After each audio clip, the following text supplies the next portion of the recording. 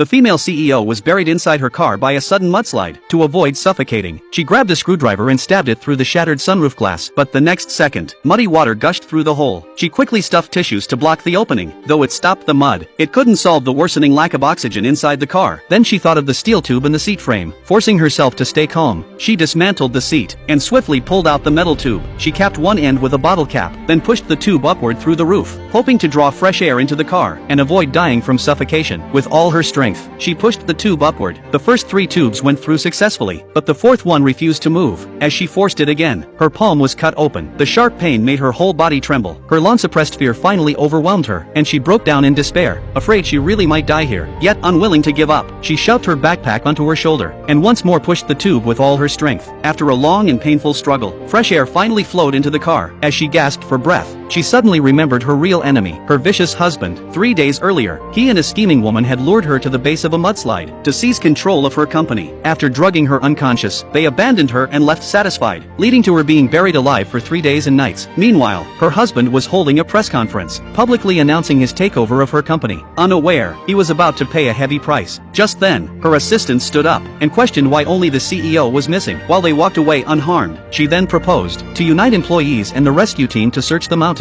The husband panicked, pulling out a pen and pretending he wanted to kill himself to show his guilt. The scheming woman faked an attempt to stop him, but the assistant had already seen through them, insisting they must find the CEO's body to confirm her death. Back in the buried car, the CEO tried opening the window, only to see thick mud on all sides. The sunroof glass cracked further under the pressure as muddy water seeped in. She quickly sealed the crack with duct tape, then snapped an umbrella and used the handle to prop up the glass. After a series of desperate measures, she temporarily stabilized the situation, but she knew the danger wasn't over. She banged on the windows and cried for help, but no one responded. She finally realized this was all a carefully planned trap. Determined to keep her company safe, she swore she would survive no matter what. Then she noticed water droplets forming on the roof, enough to stay hydrated. She pushed the air tube upward again with all her strength, and against all odds, a miracle happened.